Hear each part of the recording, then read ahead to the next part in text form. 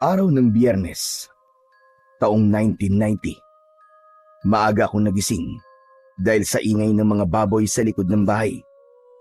Mabilis akong bumangon nang maalala kong yun pala ang araw na kailangan namin maghatid ng mga baboy sa isang baryo na tawagin na lamang nating Baryo Santo Cristo.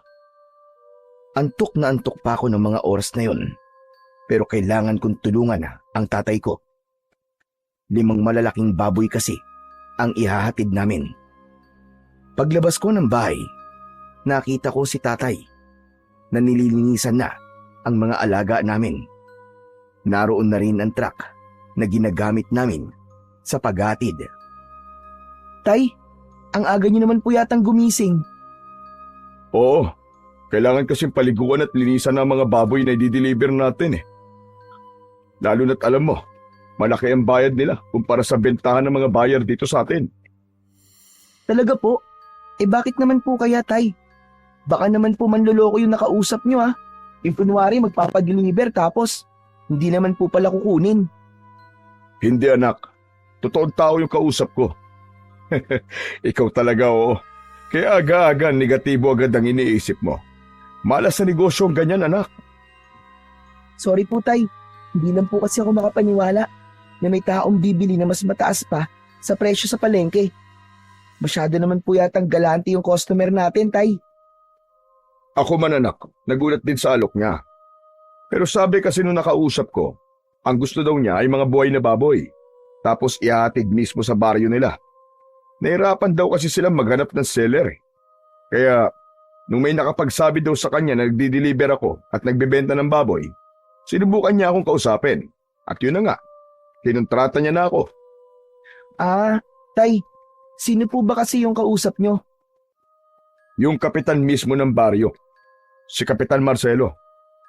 Mabait daw na tao yun, sabi ng mga nakakakilala sa kanya. Saka, totoo daw na galante. Kung ganun, ayos naman po pala, tay. Walang problema. Maayos talaga. Kasi, maayos naman siya kausap eh. Noong una nga parang ayaw kong tanggapin kasi malayo pero doble agad yung presyo. Kaya yun, tinanggap ko na. Aba sayang din yun, di ba? Ngayon pa namang kailangan na kailangan natin ng pera. Sa bagay, sayang nga naman po yun. Pero tay, ano po bang meron sa kanila? Bakit kailangan po nila ng madaming baboy? Sabi may gaganapin daw na pesta. Talaga tay? May piyesta? Wow! Anong wow anak? Alam mo, huwag kang masyadong excited ah. Dadalhin lang natin yung mga baboy doon tapos uuwi na rin kagad tayo. Ay, ano ba yan? Akala ko pa naman makakapamasyal ako doon. Loko ka talagang bata ka. Pasyal na naman ang nasa isip mo. Basta sumama ka lang para may kasama ako. Saka kailangan nating pagbutihan ng pagtitinda. Para sa susunod, sa atin na sila kukuha. Sa bagay, pero hayaan niyo po. Maaasahan niyo po ako dyan, tay. Wala pong problema sa akin. Tutulungan po kita mambola. Magaling yata ako sa ganun. Talaga lang ha. Sa bagay, kanino ka pa ba magmamana? Di sa akin. Napangiti ako sa sinabi ng tatay ko. Sandaling gumaan ang pakiramdam ko habang nagbibiro siya. Pero agad ding nawala ang ngiting yun nang bigla kong maalala ang tungkol sa mga fiesta. Ang huling punta o pasyal kasi namin sa piyestahan ay noong buhay pa ang nanay ko. Tay, naaalala niyo po ba yung huling piyesta na pinuntahan po natin kasama si nanay? Aba syempre naman. Makakalimutan ko ba naman yun anak? Pati nga yung adobo ng nanay mo na niluto niya nun. Hindi ko pa rin makalimutan ang lasa eh. Pinakamasarap kasi yung luto niya. Tama po kayo. Masarap po talaga yung adobo niya. Kailan po kaya ulit tayo makakatikim ng ganong kasarap na adobo, no?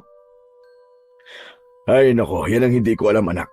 Pero malay mo isang araw, may makagaya din ng recipe ng nanay mo. Naku tay, wala po siguro.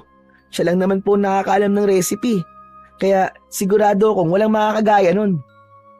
Sa bagay, o siya tama na ang daldal. Kailangan na nating tapusin to para makabiyahe na tayo. Pagkasabi ni tatay nun, sabay na kaming kumilos. Ako naman, kinuha ko yung timba at binuhusan ng tubig ang kulungan. Si tatay naman, abala sa pagtatanggal ng mga putik sa katawan ng mga baboy gamit ang lumang brush at sabon. Habang sinasabon niya ang isa sa mga alaga, napansin kong napapangiti siya paminsan-minsan. Marahan niyang hinahaplos ang ulo ng baboy at kinakausap. O ayan, ayos! Malilinis na kayo. Dapat maganda kayong tignan pagdating natin doon, ha? Tahimik lang akong nakamasid sa kanya. Hindi ko maiwasang humanga sa paraan ng pagtrato niya sa mga hayop.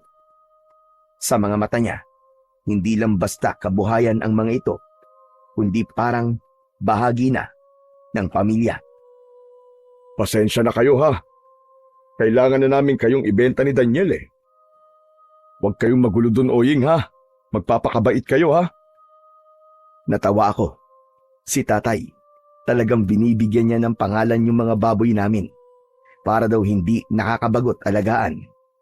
Si Oying ang pinakapaborito niya kasi mabait daw. Nang matapos naming paliguan ng mga baboy, pinagtulungan na naming dalawa na dalhin ng mga ito sa truck. Nang maisakay na namin ng mga ito, napansin kong napabuntong hininga si tatay. Sumandal siya sandali sa truck. Ay, nako! Abibigat nyo! Dito palang pinagpapawisan na ako, eh. Pero ayos lang. Malaki-laking pera naman ang kapalit kapag naibenta na kayo. Napakamot siya sa ulo, sabay buntong hininga.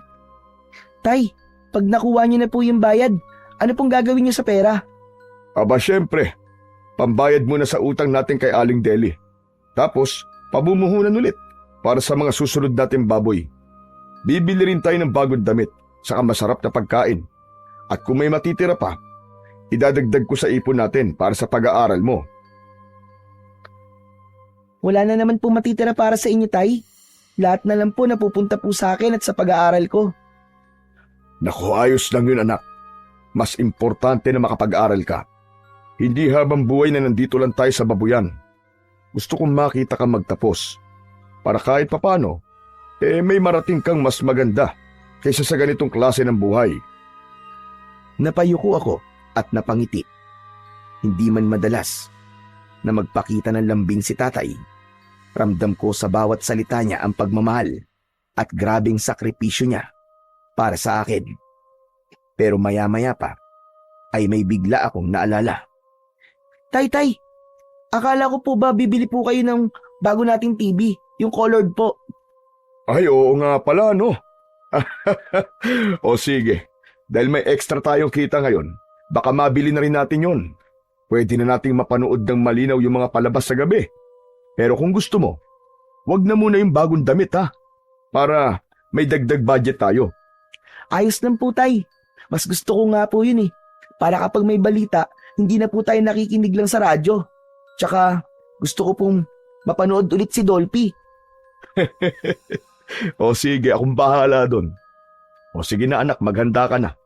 Punuin mo yung jug ng tubig at baka maubusan tayo sa daan. Ako naman, itatali ko na tong kulungan sa truck para masigurong hindi makakalabas ang mga baboy. Baka mamaya makatakas pa. Pera na, naging bato pa. Sige po, tay. Tumakbo ako, papasok sa bahay. Kinuha ko ang jug at pinunuyon ng malamig na tubig. Dinala ko na rin yung mga baon naming tinapay at kape sa garapon. Paglabas ko, nakita ko si tatay na inaayos na ang mga tali ng baboy at tiniyak na matibay ito. Lumapit ako sa kanya at inabutan ko siya ng tinapay. Tay, baka gutom na po kayo. Kain muna tayo bago bumiyahe. Mamaya na lang sa daan, anak. Sayang oras, baka abutan pa tayo ng tanghali sa kalsada. Mas gusto kong makarating kagad tayo bago magtanghalian. Tumango ako. Muling itinago ko ang mga tinapay. Naglakad na si tatay at umakyat sa itaas ng truck. Agad na din akong sumunod. O ano, anak, handa ka na ba? Siyempre naman po. Ako pa ba? Inistart na ng tatay ko ang makina ng truck. Umugong ito at dahan-dahan kaming lumabas ng bakuran. Bigla ako napatingin sa bahay namin. Ewan ko ba, pero may kakaibang bigat akong naramdaman sa dibdib. Parang may naririnig ako sa isip ko na nagsasabing bumalik kami at wag nang tumuloy. Parang gusto kong bumaba bigla at tumakbo pabalik ng bahay. Hindi ko alam kung bakit, pero yung pakiramdam ko ng mga oras na yun, parang yun na ang huling pagkakataon na makikita ko ang bahay namin. Sasabihin ko sana yun kay tatay, pero naduwag ako. Napatitig ako sa mukha niya. Masaya kasi siya. Halatang excited sa kikitain namin. Paglingon ko muli sa bahay, napansin ko ang isang itim na aso sa harap ng bakuran. Nakatayo lang ito roon, nakatingin sa amin. Kakaiba ang itsura niya. Hindi ito mukhang karaniwang aso lang. Mas malaki at ang balahibo nito itim na itim. Mas mukha siyang asong lobo nang titigan kong mabuti. Tay, tinan niyo may aso po sa bahay oh. Biglang tumigil ang truck. Napatingin si tatay sa direksyong sinabi ko. Ha? Anong aso? Nasaan? Ayun po oh. Wala naman akong nakikita, Daniela. Ano bang aso yung sinasabi mo? Wala naman tayong alagang aso, di ba? Opo, wala nga po. Kaya nga po nagtataka ako kung bakit may aso eh. Ayun po oh, nakatitig po siya sa atin. Naglalaway po ang bibig niya tapos, ayun oh, ang pula-pula po ng mga mata niya. Parang... Hindi ko na naituloy ang sasabihin ko sa tatay ko. Bigla kasing umalulong yung aso. Malakas, mahaba, parang may gustong sabihin. Agad na tumayo ang balahibo ko sa batok. Sandali nga. Mukhang namamalikmata ka o namamaligno, anak ka. Teka. May ibibigay ako sa'yo. Sandali lang. May kinuha siya mula sa ilalim ng t-shirt niya. Inilabas niya mula doon ng isang kwintas na may palamuting gintong medalyon na may ukit ng araw sa gitna. Luma na ito. Medyo nangingitim na ang kwintas. Ano po yan, tay? Agimat to, anak. Minana ko pa sa lolo ko. Sabi niya, mabisang panlaban daw sa mga masasamang nilalang. Wow, talaga po? Paano po ginagamit yan? Ewan ko rin, anak eh. Hindi ko pa kasi nasusubukan. Ginagamit ko lang to bilang pampaswerte sa negosyo at sa awa naman ng Diyos, mukhang gumagana naman. Ang ganda po niyan, tay. Pero bakit niyo po binibigay sa akin? Para hindi ka na matakot. Para hindi mo na makita kung ano man yung mga nakikita mong kakaiba.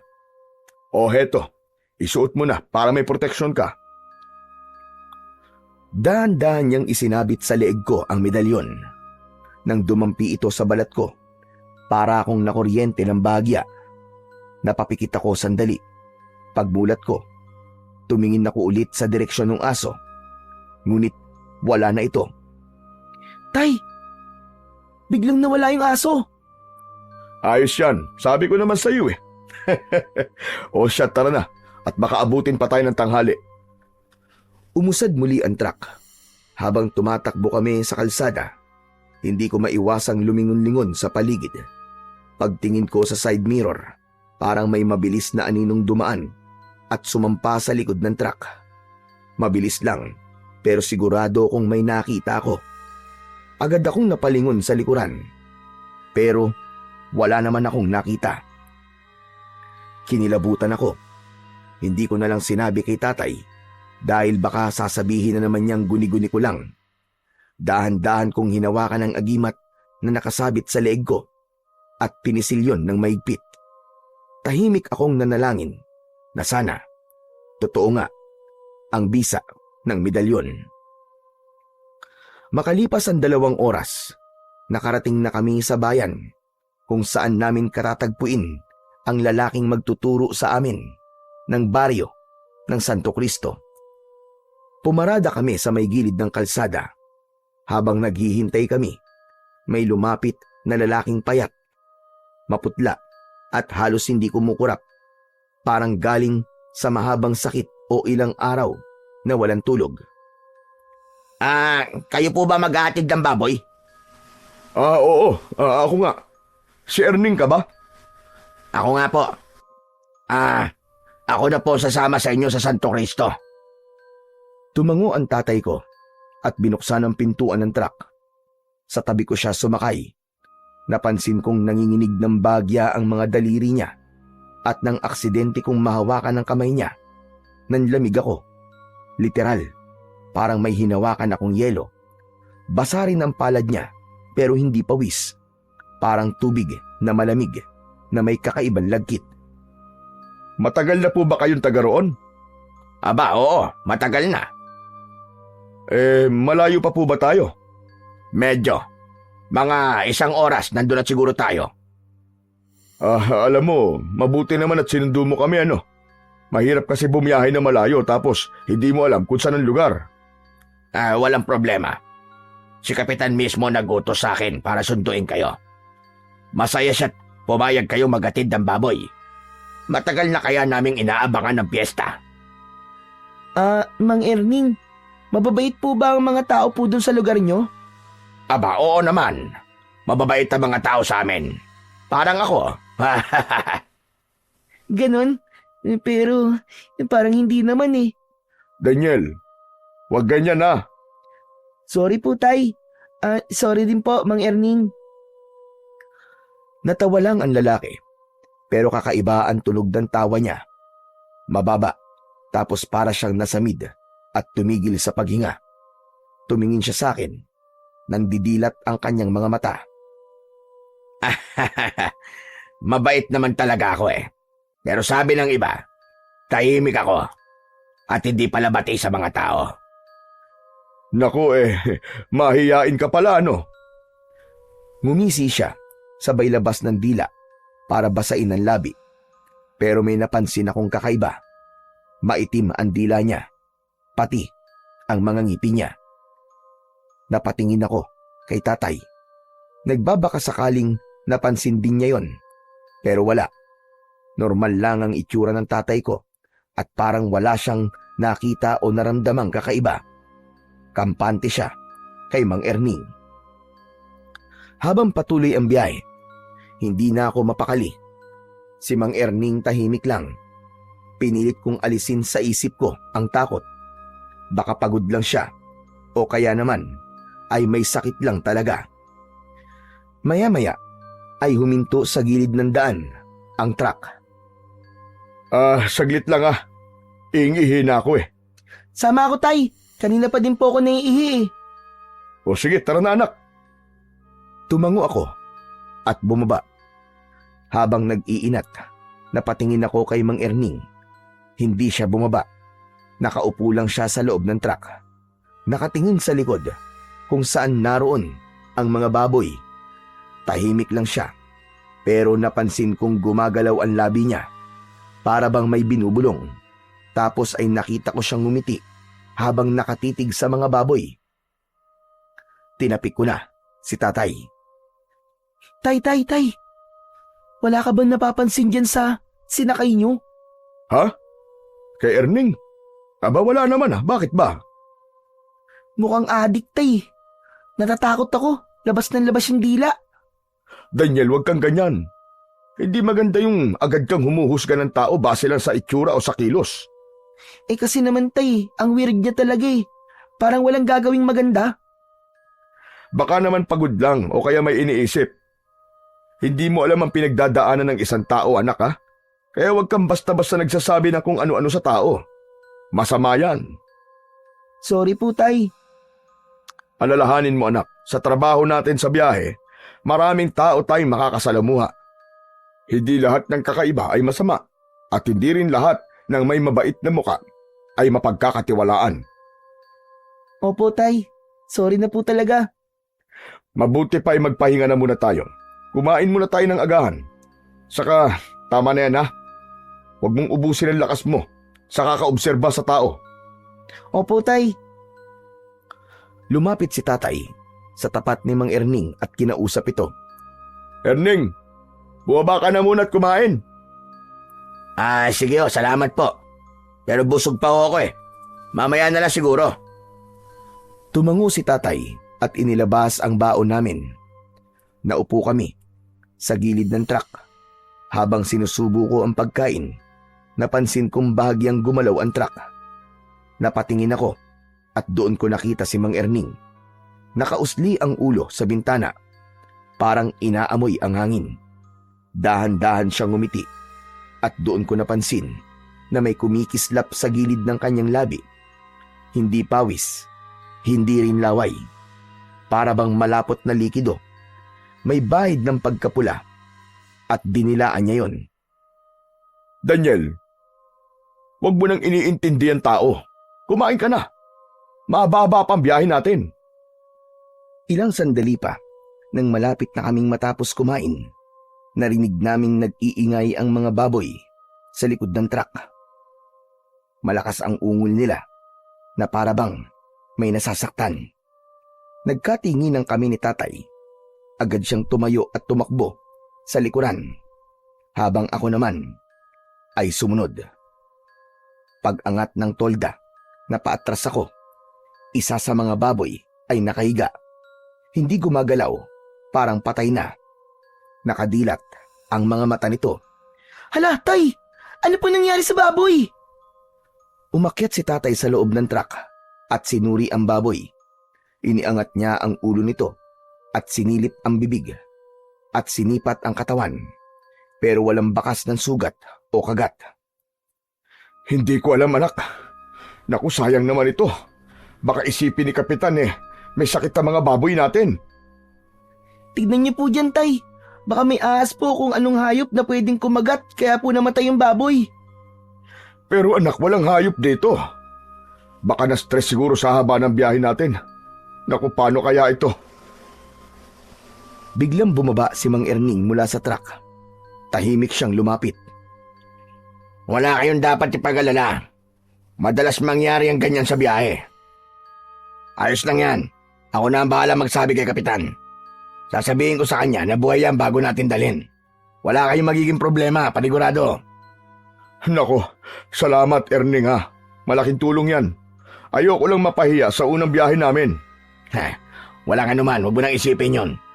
Basta pagdating natin sa Santo Cristo, ako na ang kakausap. Makakaasa kayo. Salamat naman kung ganun. Sayang din kasi kung hindi ito kukunin. Abay, baka malugi kami. Hindi problema yan. Naku, pasensya na ha. O siya, mabuti pa itara na. Baka kung tumagal tayo dito madagdagan pa yung mga patay na baboy. Sumakay na ulit kami sa truck at agad na pinaandar ni tatay ang makina. Ilang sandali pa ay unti-unti nang nagbago ang paligid. Nawala na ang sementadong daan. Gan din ang mga bahay sa paligid. Marami ng mga puno at parang pataas na din kami ng bundok. Tay, malayo pa po ba ang Santo Cristo? Sandali na lang. Huwag kang mainip, bata. Nagtaka ako. Ang natatandaan ko, sinabi niya kanina na halos 1 oras lang ang magiging biyahe namin. Pero 2 oras na ang lumipas. Nagpatuloy kami sa biyahe, pero biglang pumreno ang sasakyan nang biglang may sumulpot na matandang lalaki sa daan. Muntik na siyang masagasaan, pero napaupo ito sa lupa. Agad na bumaba si tatay para tignan ang kalagayan niya. Naiwan kami ni Erning sa loob ng sasakyan. Naku, pasensya na po kayo. Okay lang ho ba kayo? Ay, walang problema. Ayos lang naman ako. Tumayo ang matanda at pinagpag ang kanyang damit. Saan ba kasi kayo pupunta? Bihira na mga sasakyang makarating sa lugar na ito Maghahatid lang po kami ng baboy sa Santo Cristo. Ano kanya? Santo Cristo? Bakit naman kayo maghahatid ng baboy doon? Matagal nang abandonado ang baryo na yon. Apo? Aba, imposible naman po yun. Kausap ko po yung kapitan nila at sa katunayan nga ho, may kasama ho akong taga ron. Yun po, si Erning. Nanlaki ang mga mata ng matanda. Nang sulya pa nito si Erning na nasa loob ng truck. Napansin kong Ilang beses itong napalunok ng kanyang laway. Nanginig din bigla ang kanyang mga kamay habang dahan-dahang itinuro si Mang Erning. Wag na. Huwag kayo tumuloy. Sigurado kung wala ng tao sa baryo na yon at kung meron man, mga impostor sila. Hindi sila mga taga-baryo Santo Cristo. Bumalik na kayo kung saan man kayo nanggaling. Maniwala ka sa akin. Sigurado ho bang ayos lang kayo? Baka nabagok po kayo o nasaktan, ha? Sinabi ko na ayos lang ako. Pero ikaw, makinig ka sa akin. Biglang hinawakan ng matandang lalaki ang braso ni tatay at tinignan sa mata. Makinig ka mabuti. Yan kasama nyo. Hindi siya tao. Hindi siya tao! Sa sobrang lakas ng sigaw niya, napaiktad ako. Agad akong napalingon sa katabi kong si Mang Erning. Tahimik lang ito. Nakatingin ito sa matandang lalaki. Ilang sandali pa, bigla siyang napakamot sa ulo, sabay iling. Naku wag na po nating pag-aksaya ng oras sa matandang yan. Kilala ko yan Siya si Magose. Wala yan sa sarili niyang katinuan. Tara na po. Ganun ba? Oo, matagal na yan baliw Lagi nag-aabang ng mga dumadaan. Tapos, tinatakot ang mga tao. Huwag niyo na hong pakinggan. Sayang lang ang oras niyo. Nakita yung inis at galit sa muka ng matanda nang marinig ang mga sinabing yun ng payat na lalaki. Sino baliw ang sinasabi mo? Sino tinatawag mo baliw? Ay nako, ang hirap talagang kausap ng matanda na to. Ikaw ang mahirap kausap, Erning. Magbago ka na. Magbalik loob ka na sa Panginoon. Tigilan mo na itong ginagawa mong ito. Teka, kilala ka po niya? Abay malamang, taga Santo Cristo din yan Biglang lumapit ang matandang lalaki sa may bintana ng sasakyan at tinitigan ako. Eho, makinig ka sa akin. Hindi mga tao ang pupuntahan nyo sa Santo Cristo. Pugad yun ng mga demonyo. Mga demonyo ang nakatira doon. Tama na ho kayo, Lolose. Puro kasinungalingan na lang ang lumalabas sa bibig nyo Paulit-ulit kayo lang sinasabi yan sa lahat ng dumaraan dito. Hindi ako nagsisinungaling. Ikaw nga itong... Ikaw itong matagal lang hindi dapat na nandito. Napalunok ako. Hindi ko maintindihan kung ano ang ibig sabihin ng matanda. Si tatay naman ay nakatingin lang, halatang naguguluhan na rin. Magtago ka man sa mukha ng tao. Kilala ko ang amoy mong hayop ka. Huwag mo kong pagtawanan. Ito lang ang masasabi ko. Isinusumpa kita. Kapag may nangyari masama sa mga ito, mananagot ka sa akin. Isusumpa kita hanggang sa mabulok ang laman mo. Baliw. Halos manginig sa galit ang matandang lalaki, habang si Mang Erning naman ay tuloy lang sa pagtawa. Parang wala lang sa kanya ang lahat. Ako man, mas lalo pang kinilabutan.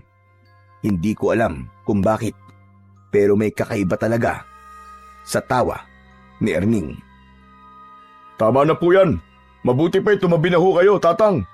Kailangan na po naming umalis Tsaka mag-iingat na lang po kayo sa susunod.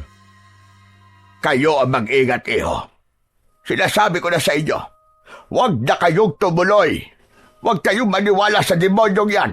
Umuwi na kayo habang may oras pa. Biglang inabot ni Mang Jose ang braso ko. Pero nang dumikit ang kamay niya sa balat ko, bigla siyang napabitaw at nagulat. Ano yon? Ano yon? Bakit parang may kuryente ang katawan mo? Ano ka ba? Nanlaki ang mga mata niya habang nakatingin sa akin. Hindi ako makasagot. Si tatay naman, agad niyang inilayo sa akin ang matanda. Tama na ho. Tinatakot ko na ho ang anak ko Pasensya na rin pero kailangan na rin talaga naming umalis. Sige ho, paalam na po sa inyo, Tatang. Sinabihan ako ni tatay na isarado na muna ang bintana, kaya agad ko naman yung ginawa. Umakyat na din siya at pinaandar na ang sasakyan. Habang papaalis kami, narinig ko na sumisigaw pa rin yung matanda. Umuwi na kayo! Mamamatay kayo dyan sa Santo Cristo! Wala nang tao doon! Matagal nang walang tao sa baryong yon! Walang nagsalita sa amin. Si tatay, nakatutok na sa daan, at si Mang Erning naman tulala. Sinilip ko sa side mirror ang matanda. Nandoon pa din siya, nakatingin sa sasakyan namin. Tapos may nakita kong isang uwak na lumipad at dumapo sa balikat niya. Mang Erning, ano pong nangyari sa matandang yun? Bakit po siya nabaliw? Napatingin si Mang Erning sa akin saglit. Tapos bumuntong hininga bago sumagot. Hindi naman siya dating ganun eh. Si Mang Jose, dating antingero yon. Siya yung nilalapitan ng mga tao kapag may sakit. Pero nagbago ang lahat nang mamatay ang pamilya niya. Namatayan siya? Anong kinamatay?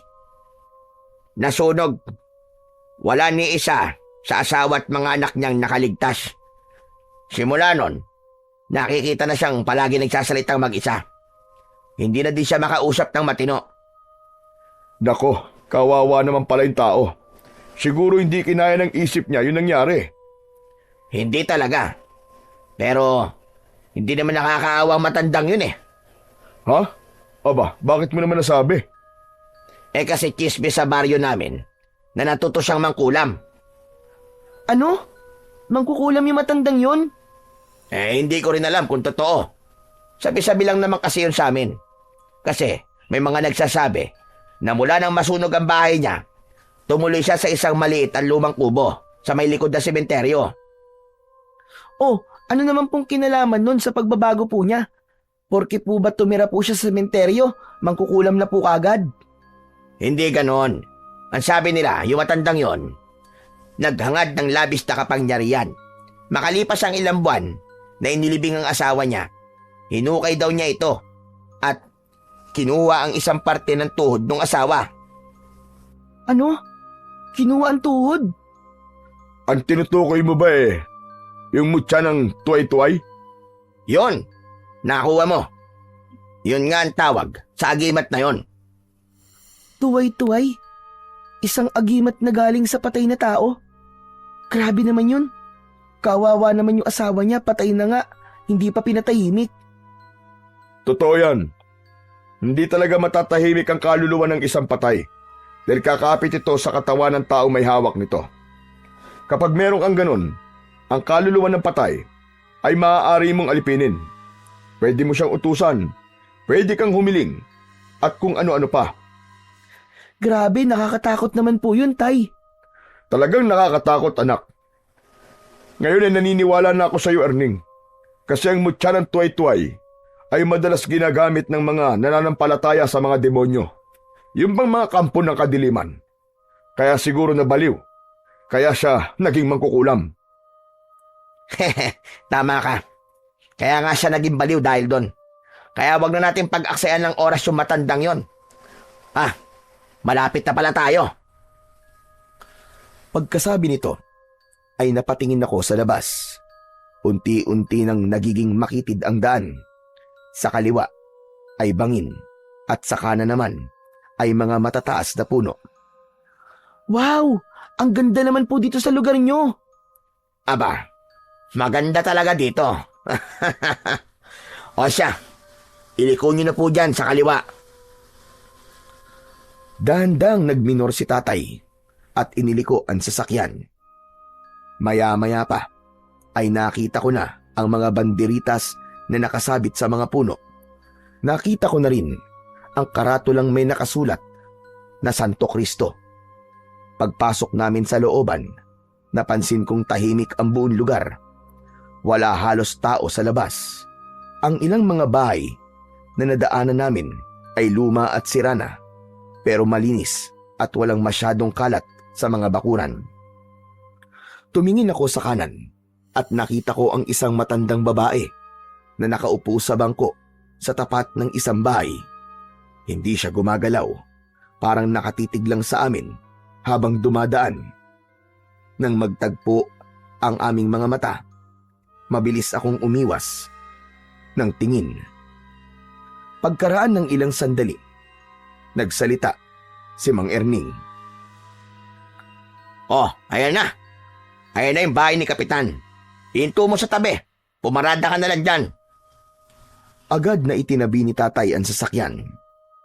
Pagkahinto, bumaba siya kagad. Sumunod ako, pati na si Mang Erning. Napansin kong may ilang lalaki sa harap ng bahay, nakaupo sa mahabang bangko habang nagkwekwentuhan. Pagkakita nila sa amin, agad silang tumayo at ngumiti. Isa sa kanila ang nangunang sumalubong sa amin. Nako, maraming salamat naman at narito na kayo. Magandang umaga, Kapitan. Ano, kumusta naging biyahe ninyo? Ayos lang naman po. Pero malayo po pala ito sa inyo, no? Konti lang naman, pero hayaan mo. Dadagdagan ko ang bayad sa pag-deliver mo. Naku, wag na ho. Ayos lang, Kap. Hindi naman ako nagpapadagdag eh. Sobra-sobra na po yung ibabayad nyo sa mga baboy namin.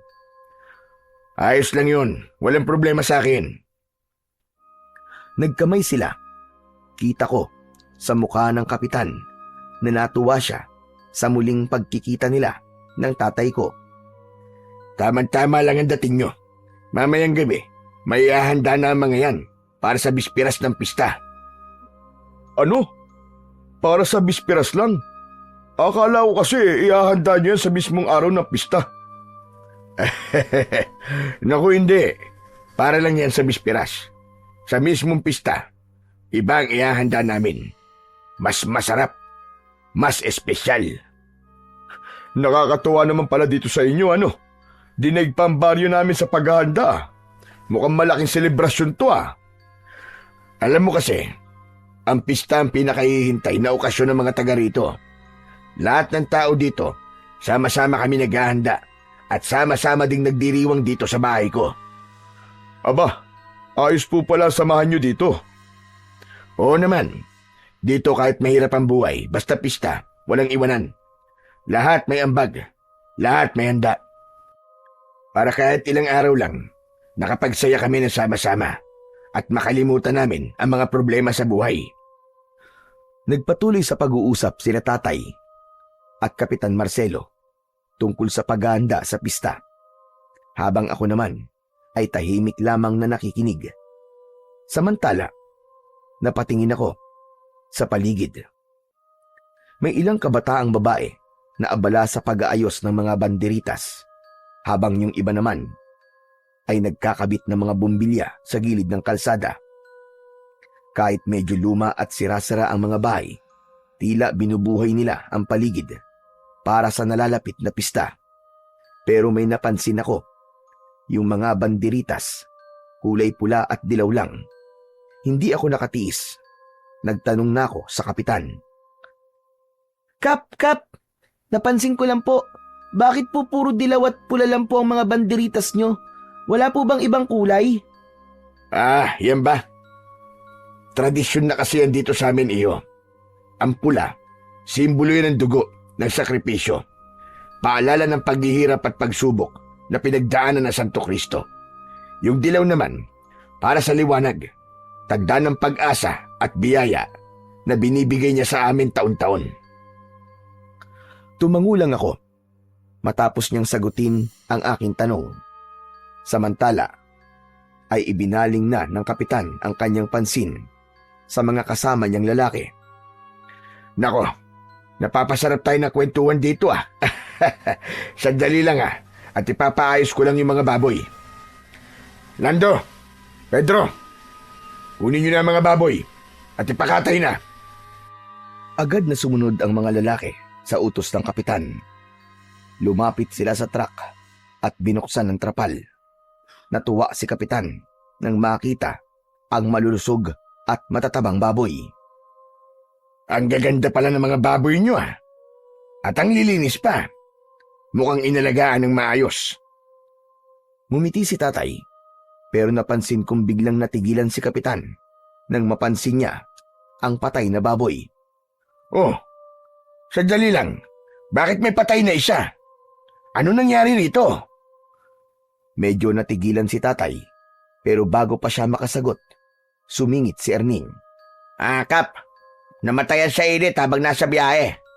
Buhay pa yan nung sinundo nila ako sa bayan eh. Tahimik lang si kapitan. Tinignan niya yung patay na baboy. Parang nag-iisip kung ano ang dapat na gawin. Maya-maya lang ay tumango siya.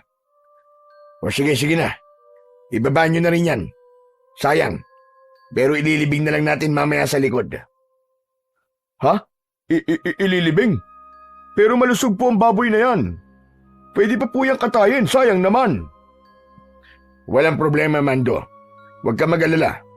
Buo pa rin ang ibabayad ko sa'yo. Pero, huwag na natin pag-usapan yan, Mando. Mabuti pa, ay tumuloy na kayo sa amin. Kumain muna kayo bago bumiyahe paalis. Maraming pagkain sa likod. Tara na. Hindi ho ba nakakahiya? Tay, huwag ka na pumahiya. Gutom na po ako eh. Huy, ano ka bang bata ka? Nakakahiya kay Kapitan.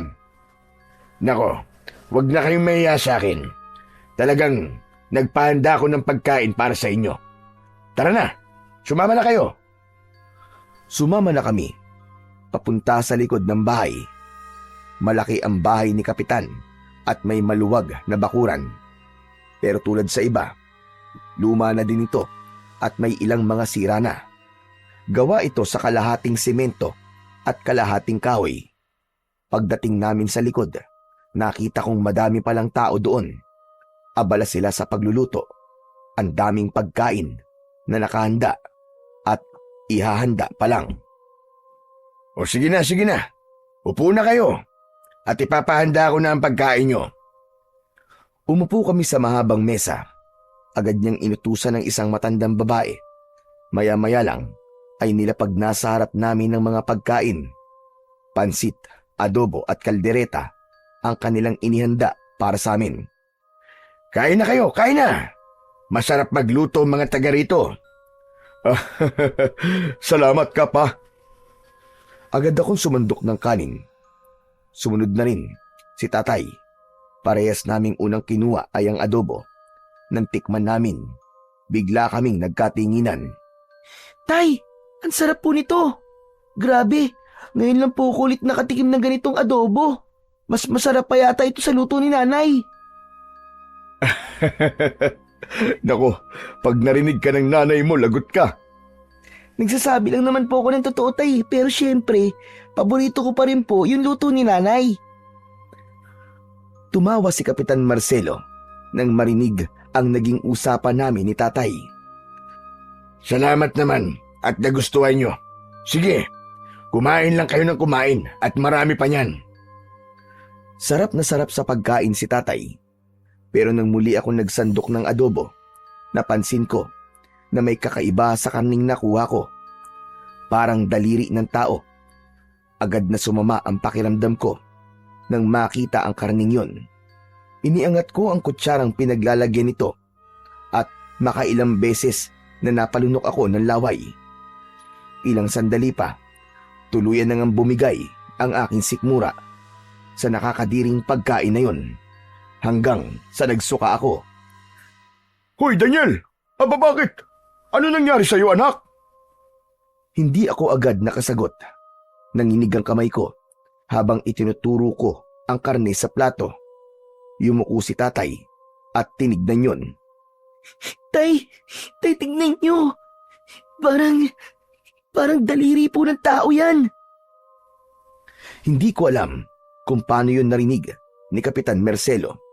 Bigla kasi itong napatingin din sa plato at saka tumawa. Nako, hindi daliri ng tao yan, iho. Buntot lang yan ng baboy. Minsan kasi, kapag nag-aadobo kami, isinasama namin yung buntot. Natakot ka ba? Pasensya ka na, iho. Pero Kap, hindi naman po yan buntot eh. Saglit na natahimik ang lalaki. Kita sa mukha niya ang pagkagulat, pero agad din niyang pinilit na ngumiti Kinuha niya ang piraso ng karne at iniabot sa tagaluto. Oh, tignan mo nga to. Di ba sabi ko sa inyo, kapag para sa bisita, huwag nang isama ang buntot. Tignan nyo, natakot tuloy yung bata. Ayoko na mauulit ito ha. Napayuko ang tagaluto. Halatang kabado. Paulit-ulit itong humingi ng dispensa kina kapitan at pati na rin sa amin ni tatay. Hindi ko alam, pero hindi ako kumbinsido sa sinabi ng lalaki. Alam kong hindi yung karne ng baboy at nagtataka naman ako kay tatay kung bakit parang hindi niya nakikita ang mga bagay na nakikita ko. Parang wala lang sa kanya ang lahat. Sarap na sarap pa rin ito sa pagkain. Samantala, lumayo na si Kapitan Marcelo at nilapitan ang mga kasama niyang abala sa paghahanda. Hinarap ko si tatay sa pagkakataong yun. Tay, tama na po yan, tay. Halika na po. Umuwi na po tayo. Anak, sandali lang. Hindi pa ako tapos kumain eh. Relax ka lang dyan. Mabuti pa tikman mo itong kaldereta. Masarap din ito. Ayoko na pong kumain, tay. Mamaya na lang po sa bahay. Ikaw ang bahala. Tumahimik ako sandali. Nagmasid ako sa paligid. Nakita ko ang mga nagluluto. Titig na titig sa akin. Lahat sila sinusundan ako ng tingin. Natakot ako lalo at nakita kong tila walang emosyon ang kanilang mga muka. Napansin ni tatay ang pananahimik ko.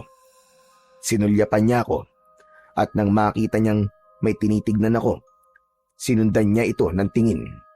Pagharap sa kanila ni tatay, bigla silang ngumiti. Bigla silang tila naging normal na para bang mga inosente.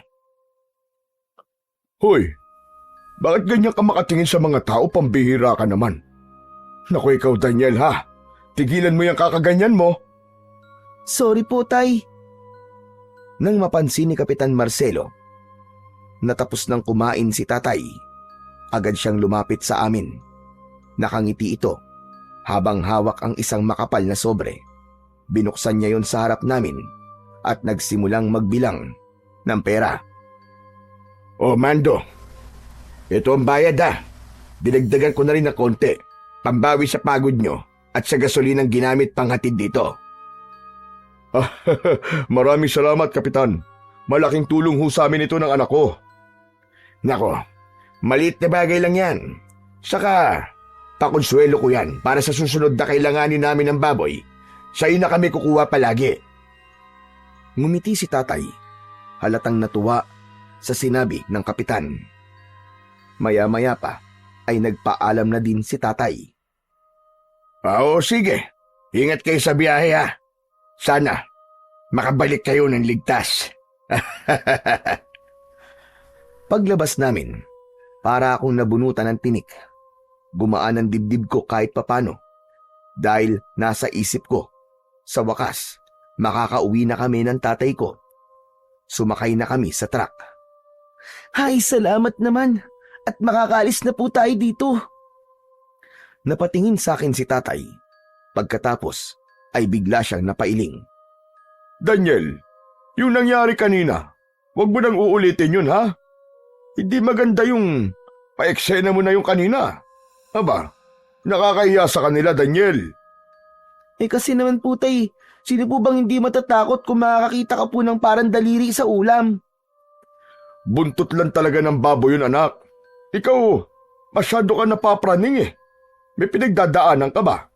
Kung ano-ano nasa isip mo Pero tay, iba talaga yung itsura Parang... Tama na, Daniel. Tigilan mo na yan. Tumahimik na ako. Kabisado ko si tatay. Sa tono niyang yon, alam kong galit na siya. Ilang sandali, inilagay na niya ang susi at pinaandar ang truck. Anak ng teteng, oo. Sinumpong na naman itong truck natin. Ha? Bakit po? Ayaw na namang umandar Sinubukan niyang paandarin ulit, ngunit wala pa rin. Umuugong lang ang makina, pero namamatay din. Kinabahan na ako. Lumapit si kapitan. at si Mang Erning. Oh, may problema ba, Mando? Oo, Kap. Ayaw umandar ng truck namin. Nako, parang kanina lang Nung nagpunta tayo dito, di ba ayaw di umandar nung una? Subukan mo ulit. Baka mapaandar mo makina. Tumango si tatay at muling sinubukan paandarin. Umuugong na naman pero biglang titigil. Ayaw talagang mag-start. Napakamot siya ng ulo. Sabay bumaba para silipin ang makina. Binuksan niya ang takip. Biglang lumabas ang maitim na usok. Anak ng... Ang bihira, oh. Ngayon pa talaga nasira. Nako, mukhang malala ang sakit ng truck mo Kaya nga, Kapitan Meron bang talyer dito? Wala dito sa baryo, Mando. Ang pinakamalapit, nasa bayan pa. Doon mismo sa pinagkitaan nyo ni Erning. Tay, ano pong gagawin natin ngayon? Nako, pasensya na kayo Mukhang hindi ko kayo matutulungan sa bagay niyan. Pero bukas, may luluwas ng bayan. Pwede akong magpasundo ng mekaniko para ayusin itong sasakyan nyo. Bukas pa? Ibig po sabihin Oo, bukas pa kasi ang biyahe papunta ng bayan Naku tay, paano po yan? O sige, ganito na lang. Kung gusto nyo, dumito na muna kayo, maski isang gabi lang. Mahirap nang bumiyahe papuntang bayan ngayon. Walang masasakyan, isa pa. Baka wala din pumayag na mekaniko, kasi tanghali na. Tumingin sa akin si tatay. Kita ko sa mukha niya ang pagkadismaya sa nangyari sa truck. Wala kaming magawa. Wala na tayong choice, anak. Dito na muna tayo magpalipas ng gabi. Tumango ako kahit mabigat ang loob ko. Ayos lang yan. Hindi naman namin kayo pababayaan dito Saka may bakanting kubo ako. Pwede kayo dun magpahinga ng anak mo. Salamat po, Kapitan. O sige na, Erning. Samahan mo muna sila sa kubo. Sige po. Ako na pong bahala sa kanila. Inihatid na kami ni Mang Erning sa kubo. Nasa gilid lang ito ng bahay ni Kapitan Marcelo. Maliit lang ito at simple. Kahit luma na rin.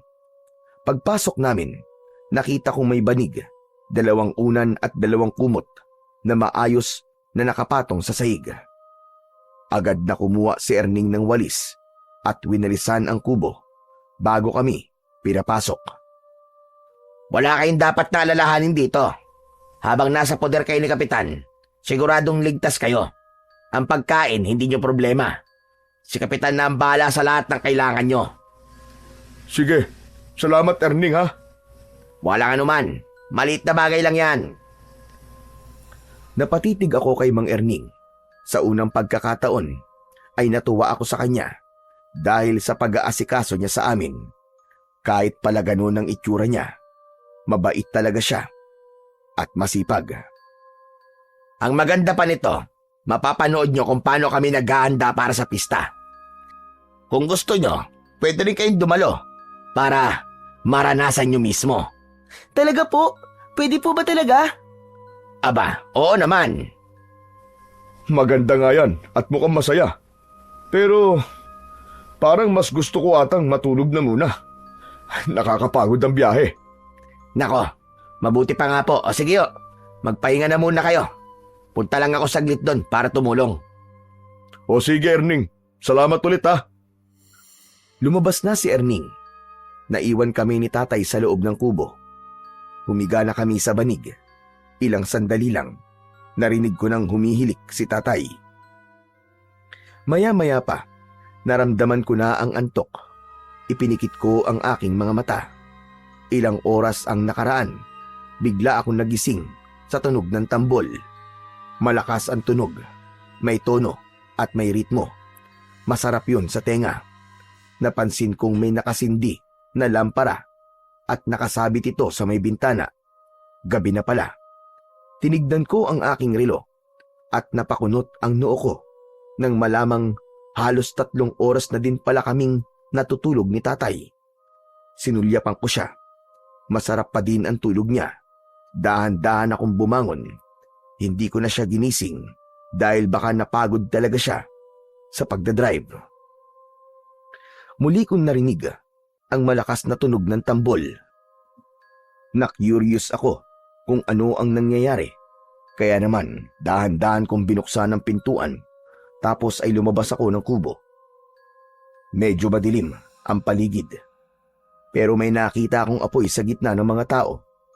Lumapit ako ron at nakita ko si Mang Erning na nakatayo sa isang tabi. Nilapitan ko siya. Tumabi ako sa kanya. Maya-maya pa ay pumagitna ang mga babae na may suot na maninipis na pulang tela.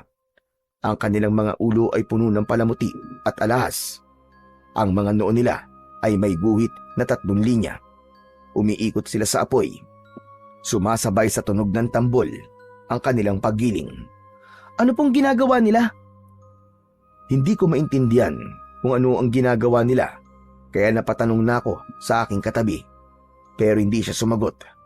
Bigla akong napatingin sa kanya at doon ko nakitang nakatitig siya sa mga babaeng sumasayaw. Walang emosyon ng kanyang muka, kahit hindi ko alam kung natutuwa ba siya o nagagalit. Ang sabi ko po, ano pong ginagawa nila? Bakit po sila sumasayaw? Huwag ka maingay. Nagdarasal sila. Nagdarasal? Kailan pa naging sayaw ang pagdarasal? Hindi siya sumagot. Nang tumingin ako sa kanya, napansin kong pinanonood na naman niya ang mga sumasayaw. Maya-maya pa ay nagsalita na ang mga babae. Totoo nga, nagdarasal sila, pero hindi ko maintindihan kung ano ang sinasabi nila. Ibang lengguwahe kasi ang gamit. Ilang sandali pa, may lumapit na 3 lalaki kay Erning. May ibinulong sila dito. Umalis sila. Naiwan ako sa bulwagan. Nanood pa ako ng konti, pero nang nainip ako, nagdesisyon na akong bumalik sa kubo. Naglakad na ako pabalik ng kubo. Samantala, naabutan ko pa si tatay sa loob. Nilapitan ko siya at niyugyog. Tay, gising na po kayo. Umungol lang siya, pero hindi dumilat.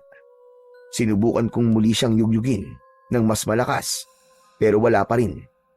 Kinabahan na ako ng mga sandaling yon. Hindi kasi ganon si tatay. Madali lang siyang gisingin, maski pagod na pagod. Tay, ayos lang po ba kayo? Tay! Biglang may kumatok sa pinto. Agad kong binuksan ang pinto. Umaasang si kapitan ito o kaya naman ay si Mang Erning. Pero ibang taong nasa labas. Sinabi nilang ipinatatawag daw kami ni kapitan para kumain. Sige po, susunod na lang po kami. Tulog pa po kasi si tatay.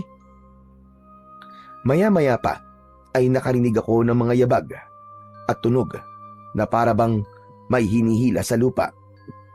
Tumigil ako sa aking ginagawa at dahan-dahang lumapit sa may bintana. Sumilip ako mula roon at doon ko nakita ang ilang kalalakian na may kinakaladkad na tao. Doon sila papunta sa kakawyan. Agad akong lumabas ng bahay at sinundan ng mga yon. Malakas kasi ang kutob kong parang kilala ko kung sino ang taong hinihila nila. Maingat ang mga hakbang ko at iniwasan kong gumawa ng kahit na anong ingay. Nagtago din ako sa mga puno para hindi ako makita.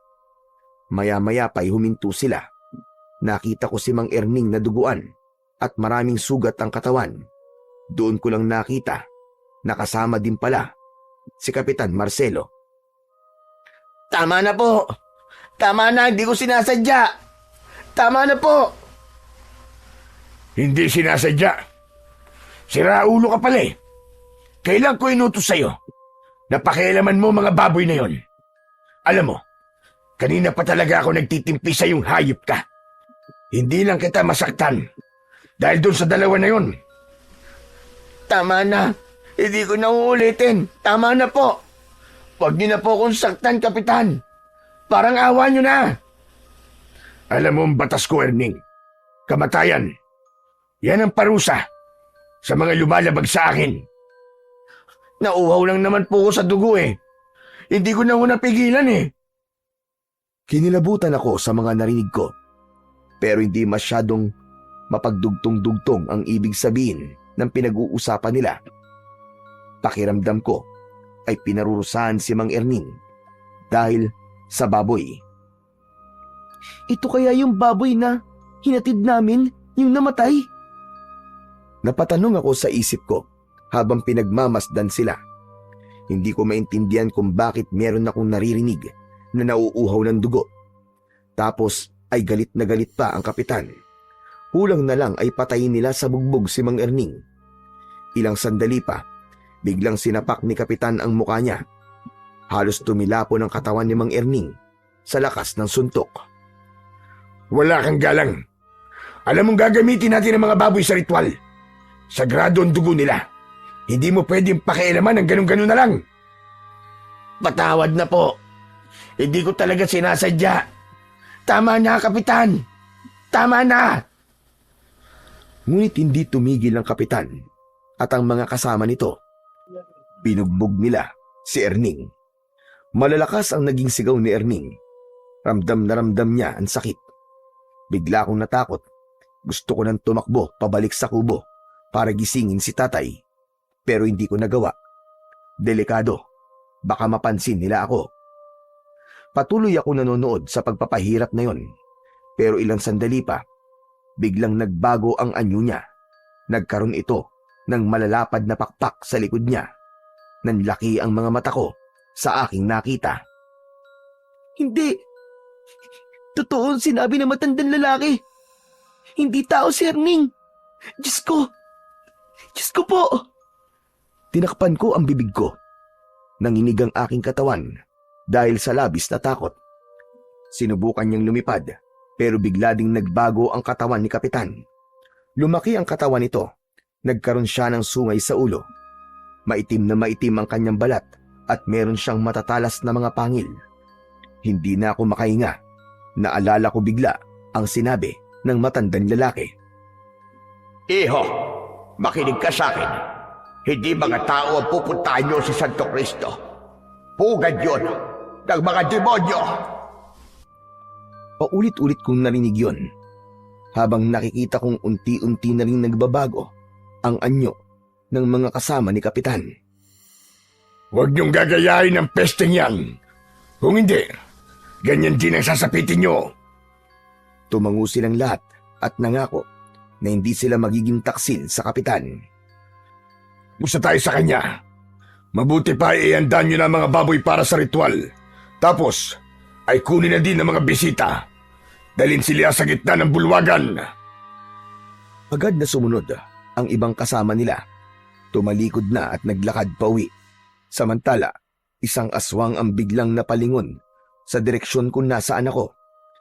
Parang naramdaman niya ang aking presensya. Mabilis ako nagtago. Pinigilan ko ang paghinga ko. Mabuti na lang at hindi siya lumapit.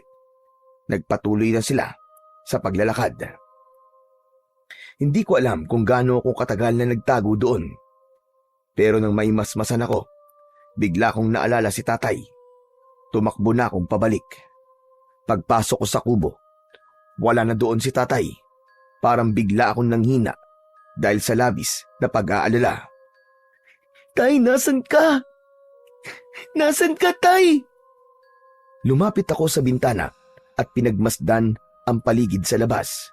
Pero hindi ko siya nakita. Pero may nakita akong isang tao na nagtatago sa likod ng isang puno. Pinagmasdan ko siya at kinilala. Nagulat ako nang mapagtanto kong si Mang Husion, ang matanda. Nakita niyang tinitignan ko siya. Agad siyang sumenyas sa akin at lumapit. Kaya naman, mabilis akong lumabas ng kubo. Bilisan mo, habang wala pa sila. Kailangan natin makatakas dito. Po, makatakas? Itatakas niyo po ako? Oo, kaya bilisan mo. Tara na. Hindi po pwede. Nawawala po ang tatay ko. Kailangan ko po siyang hanapin. Kailangan ko po siguraduhin na ligtas siya. Sarili mo muna ang isipin mo ngayon, bata. Malalakas sa mga aswag dito. Tara na, bago pa mahuli ang lahat. Salamat po.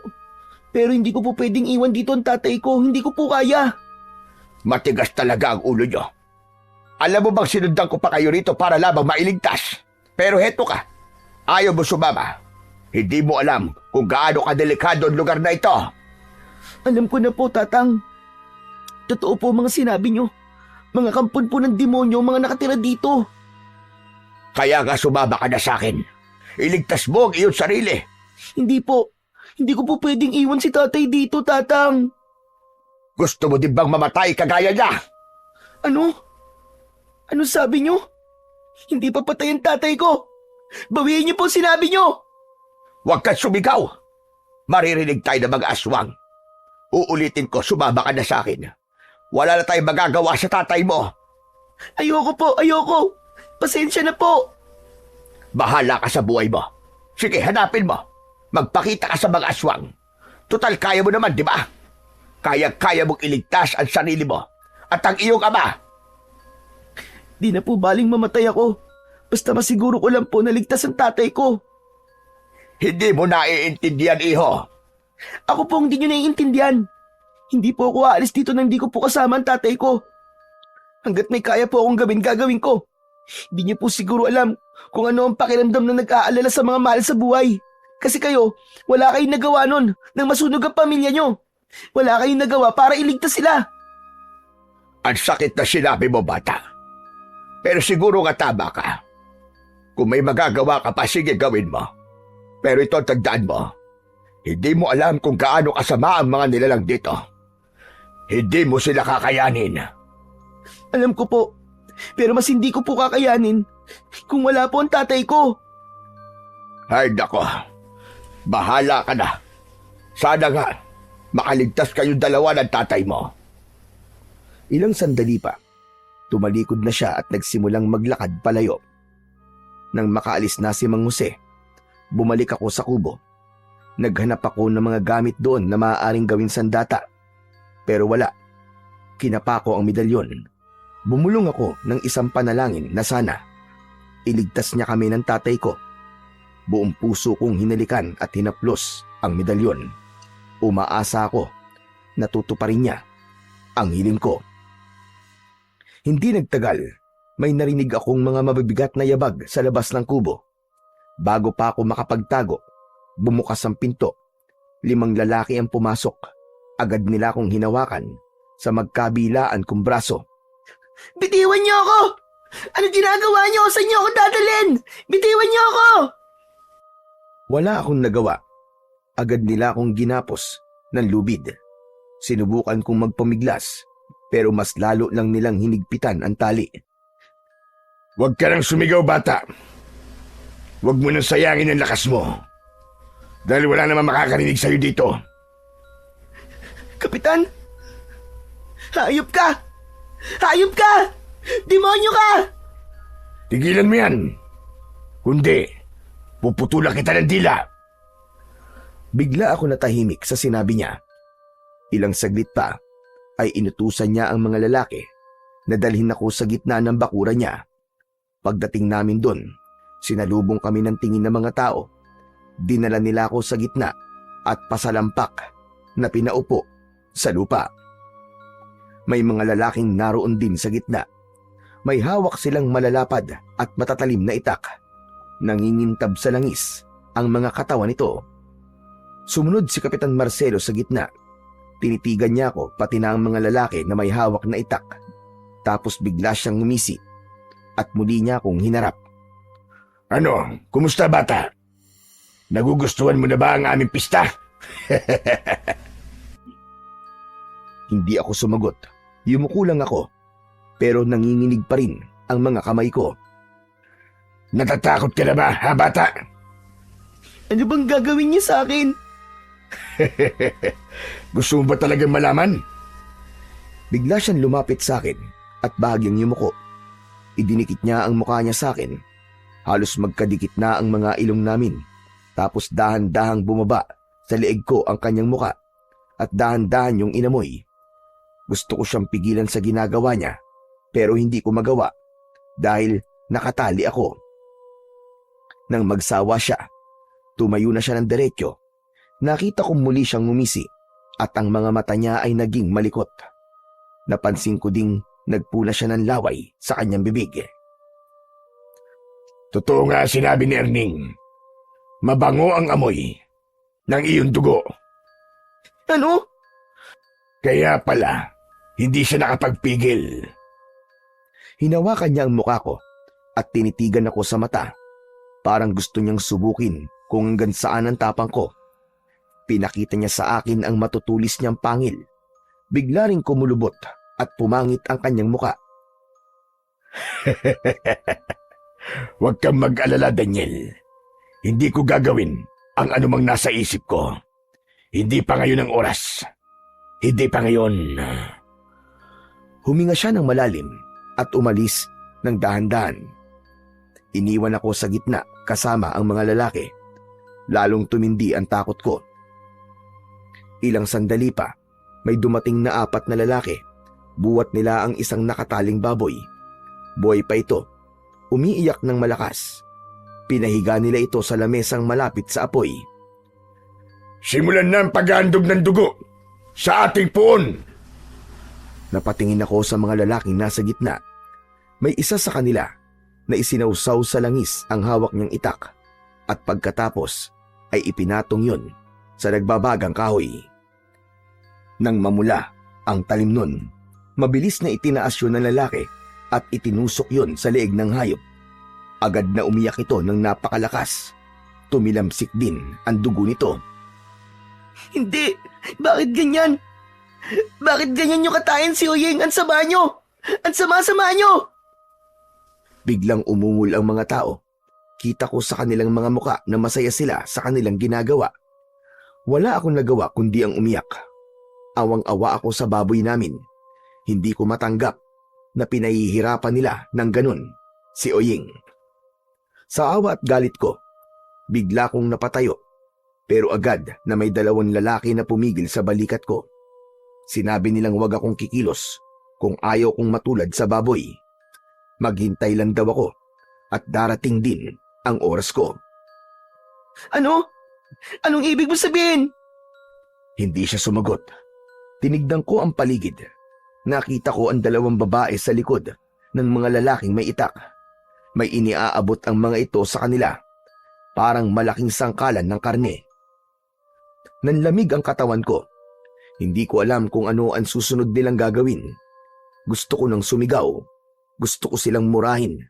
Lahat ng sumpa ay gusto ko nang sabihin sa kanila. Pero hindi ko magawa dahil sa takot akong maputulan ng dila. Malakas ang paghinga ko.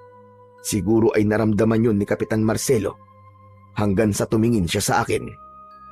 Huwag kang kabahan, Daniel. Lahat ng ito ay parte ng selebrasyon. Hayaan mo, ilang sandali na lang. Magiging bahagi ka na rin ito. Bahagi? Anong ibig mo sabihin? Malalaman mo rin sa tamang oras. Huwag ka na magpaligoy-ligoy pa. Alam ko, napapatayin niyo ako. Matalino kang bata. Pero huwag ka mag-alala. Hindi mo pa naman oras. Pagkatapos sabihin yun ni Kapitan, bumaling ang tingin niya sa mga lalaking nasa gitna. Inutusan niya ang mga itong katayin na ang baboy. Tinadtad na nila si Oyeng. At nang matapos ay isa-isang lumapit ang mga tao. Binigyan sila ng tig-iisang hiwa ng karne. Hindi ko napaghandaan ang mga sumunod na nangyari. Yung mga tao kasi, kitang-kita ko kung paano nila kinain ang sariwang karne.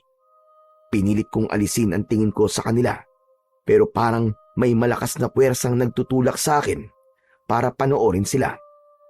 Maya-maya pa, habang nagkakasiyahan sila, nakita kong unti-unting nagbago ang anyo ng lahat. Nangitim ang kanilang balat, namula ang kanilang mga mata, tumubo ang mga matutulis na pangil, at maging ang kanilang mga kuko naging kasing talas ng kutsilyo. Hindi ako makapaniwalang lahat pala ng mga tao sa baryo ay mga aswang. Tama nga, ang matanda na si Lolo Jose. Maya-maya pa ay umalingaw-ngaw ang malakas na boses ni Kapitan Marcelo. Mga kasama, makinig kayong lahat. Bukas na ang araw ng pista. At alam niyo na kung ano ang gagawin, hindi ba? Yung mga bisita natin, huwag niyong hahayaang makalabas. Nagkakaintindihan ba tayo? Sabay-sabay na sumang-ayon ang lahat. Samantala, Nang matapos ang kanilang pagtitipon, muling lumapit sa akin si Kapitan. Tumitig siya ng matagal, tapos ay ngumiti ng bahagya. Mabuti pa ay magpahinga ka na muna. Mga kasama, ihatid uli ito sa kubo. Agad akong kinaladkad ng dalawang lalaki. Hindi na ako kumontra at hindi na rin ako lumaban. Nakita kong nakasunod siya sa akin. At nang maihatid ako sa mismong kubo, agad ko siyang tinanong. Nasaan ang tatay ko? Sabihin mo, nasaan ang tatay ko? Hindi sumagot ang lalaki. Bagkus ay tinignan lang niya ako ng tahimik. Wala akong nakitang reaksyon sa kanyang muka. Saan mo siya dinala? Anong ginawa mo sa kanya? Sumagot ka! Sumagot naman kayo! Nasaan ang tatay ko? Huwag ka nang sumigaw, bata.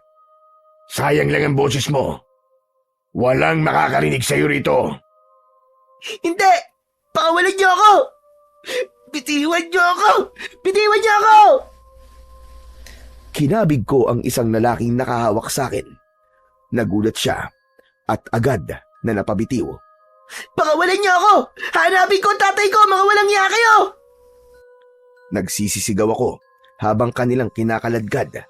Paulit-ulit kong tinatawag si tatay. Umaasang maririnig niya ako pero wala. Pagdating namin sa kubo, maras nila akong itinulak paloob. Tumama ang aking tuhod sa matigas na sahig pero hindi ko ininda ang sakit. Ilang sandali pa, sinarado nila ang pinto. Sinundan yon ng kalansing ng bakal. Doon ko napagtanto na nilagyan nila ng kadena at padlock ang kubo. Agad akong umiyak. Nanginginig din dahil sa takot at pag-aalala sa aking tatay. Ayokong isipin na may masamang nangyari sa kanya. Hindi pa ako handang mawala ng tatay. Pinilit kong ipikit ang aking mga mata. Pero sa tuwing ginagawa ko yun, bumabalik lang sa isip ko ang itsura ni Uying nung sinaksak siya ng nagbabagang itak. Sinubukan kong kalasin ang tali sa mga kamay ko. Ginamit ko ang tuhod at ngipin ko para makawala pero sobrang higpit. Lalo lang nagdugo ang pulso ko sa kakapilit. Hindi ako pwedeng manatili dito. Hindi ako pwedeng mamatay dito. Sinubukan kong sumigaw, umaasang baka sakali nariyan pa sa paligid si Mang Jose at maawa sa akin sa kabila ng pagbabaliwala ko sa kanya. Tulong! Tulungan niyo ako! Halos mamaos na ako sa kakasigaw, pero wala pa din. Unti-unti na akong nawalan ng pag-asa ng mga oras na yon. Hanggang sa bigla akong natigilan. May naamoy akong kakaiba. Mabaho, parang amoy ng nabubulok na karne. Malansa ito at nakakasuka. Napatingin ako sa pinto. Sa siwang ng ilalim nito, may nakita akong parang usok. Itim yun at parang gumagapang. Unti-unti yung pumasok sa loob ng kubo. Nanlaki ang mga mata ko sa takot. Tapos ilang sandali pa, nang tuluyan itong makapasok, nagbago ito ng anyo. Ang usok ay unti-unting naging tao hanggang sa mabuo ang muka. Mang Erning? Mang Erning, paano ka nabuhay? Ngumiti siya at pinakita sa akin ang sugat sa kanyang leeg. Pero bigla siyang sumeryoso nang tila maalala ang sitwasyon namin. Wala na tayong oras para magkwentuhan. Kailangan na nating umalis ngayon. Teka, sandali. Sasama ako sa'yo? Patay ka ni. Ayoko sumama sa patay. Mukha lang akong bangkay, pero buhay na buhay pa ako. Tignan mo. Pero, Huwag ka na mag-inarte. Ano mang oras ay babalik na sila dito. Pahihirapan ka nila bago patayin. Kaya tara na. pero paano ka nga nabuhay? Ang kulit mo naman, bata ka. Oo na, ikikwento ko na. Hindi nila ako tuluyang napatay. Akala lang nila. Ayan, nasagot ko na. Kaya tara na, sumama ka na. Agad niyang inilapit ang sarili niya sa akin at sinimulang kalagi ng tali sa kamay at paa ko. Agad ako nagpasalamat kay Mang Erning. Wala yon, maliit na bagay lang. Alam mo, kaya ko lang naman nagawa yon dahil gusto kong gumanti sa walang hiyang kapitan na yan. Sobra yung ginawa niya sa akin. Mabuti na lang at tinulungan ako ni... basta. Halika na, dali. Pagkatapos niyang kalagan ng tali, lumapit siya sa bintana at binuksan yun. Nakalimutan pala itong lagyan ng padlock. Maingat niyang tinanggal ang baras na nakasuksok at binuksan ang daan palabas. Bilisan mo, baka maamoy nila tayo. Pero, Wala nang pero-pero, halika na. Sigaw niya, sabay hila sa braso ko. Kung gusto mo pa mabuhay, sumunod ka sa akin. Agad siyang tumalon palabas. Malakas ang pintig ng puso ko, pero wala na akong mapagpipilian. Lumundag na rin ako. Pagbagsak ko sa lupa, ay agad niya akong sinenyasan na yumuko. Nagtago kami sa mga damo at likod ng mga puno. Biglang tumigil si Mang Erning at nakinig sa paligid. Hindi maaari ito. Hinahabol nila tayo. ano? Napalingon ako. Totoo nga ang sinabi niya. May mga grupo ng aswang ang papunta sa direksyon namin. Mas binilisan pa namin ang aming pagtakbo hanggang sa bigla siyang sumigaw. Dito tayo, tara! Ngunit bago pa man kami makalayo, isang aswang ang mabilis na sumulpot mula sa kanan. Lumipad ito paabante at muntik pa akong makuha. Umalis ka! Takbo! Pero ikaw, paano ka, Mang Erning? Huwag mo akong isipin. Sige na, iligtas mo ang sarili mo. Tumakbo ka na! Lumaban siya sa isang aswang. Sa pagkakataong ito, hindi na ako tumanggi. Mabilis akong kumilos. Mas binilisan ko din ang aking pagtakbo para makatakas. Maya-maya pa ay may narinig akong malakas na pagaspas ng pakpak. Sumiksik ako sa ilalim ng malaking puno. Lumabas ka dyan, Daniel. Alam kong nandito ka lang. Halos hindi ako humihinga dahil sa matinding kaba ko. Pinilit kong huwag lumikha ng ingay. Paikot-ikot sa impapawidang aswang. Hindi siya tumitigil sa paghanap sa akin. Maya-maya lang wala na ito. Dahan-dahan ako naglakad, pero malapit na ako sa kalsada. Biglang may humawak sa likod ko. Tapos ay bigla niyang tinakpan ang aking bibig para hindi ako makasigaw. Daniel! Daniel, ako to! Tay, buhay ka! Oo, anak, buhay ako. Napaiyak ako sa tuwa at agad siyang niyakap. Akala ko talaga, Tay. Patay ka na. Hindi, anak. Nagising ako nung sundan mo yung mga aswang papunta sa gubat. Tapos, ano nangyari, Tay? Nakita ko din kung ano ang nakita mo, anak. Si Kap Marcelo. Ang lahat ng mga tao dito. Aswang silang lahat. Kaya nga, Tay. Natatakot po ako. Umalis na po tayo rito. Hindi magiging madali ang pagtakas, anak. Sigurado kung may nag-aabang na sa labasan itong baryo. Mas mapapahabak tayo kung magiging padalos-dalos ang kilos natin. Ano pong gagawin natin, Tay? Sumama ka sa akin. May alam akong ligtas na lugar. Dahan-dahang naglakad ang tatay ko. Tahimik naman akong sumunod sa kanya. Maya-maya pa, may nakita akong aswang dun mismo sa lugar kung saan ako gustong dalhin ni tatay. Napatingin ako sa tatay ko. Medyo kinabahan ako sa kinikilos niya at naisip ko pang baka naman nagpapanggap lang ito para mahuli ako. Aatras na sana ako para tumakbo pero may humawak sa kamay ko. Huwag kang tumakbo. Ito ang pinakaligtas na lugar para sa inyo ng tatay mo. Mang Erning? Tama siya. Kaya huwag nang matigas ang ulo mo, bata ka. Mang Jose, nandito ka din? Oo, at nandito kami lahat. Teka, hindi ko maintindihan. Ano ba nangyayari? Nanlaki ang mga mata ko nang makitang lumalapit ang ilang aswang. Muntik na ako mapatay sa gubat, Daniel. Nakita mo naman yun, di ba? Oo. Ako nagligtas sa kanya sa tiyak na kamatayan. Po, paano niyo po yung ginawa, Tay? May alam ako sa panggagamot, anak. Hindi ko na sinasabi sa'yo. At itong si Erning, madali lang naman siya gumaling kasi malakas ang pangangatawan niya. Di lang masyadong halata. Kayo talaga, Mang Mando. Katawan ko na naman ang nakita nyo. Nagbibiro lang naman ako, Erning. Pero malaki po ang pasasalamat ko sa inyo. Utang ko po ang buhay ko sa inyo. Wala yun. Maliit na bagay lang. Teka, sandali. Pero bakit po magkakasama kayo? Kayo po, Mang Jose. Alam niyo po bang nandito si tatay nung inaaya mo akong tumakas? Hindi pa. Wala pa akong ideya kung nasa ng tatay mo doon. Saka ko lang siya nakita nung dinala na ako ng mga kakampi kong aswag dito. Kakamping aswang? Tama ka nang narinig, Daniel. Meron tayong mga kakamping aswang. At sila yung sinasabi ko. Sila yung mga aswang na lihim na kumukontra sa gawain ng kanilang pinuno. Talaga? May mga lihim na rebelde ang kapitan? Oo. At ngayon ko lang nalaman na sila yung lihim na kumikilos para iligtas sa mga taong dinadala ko.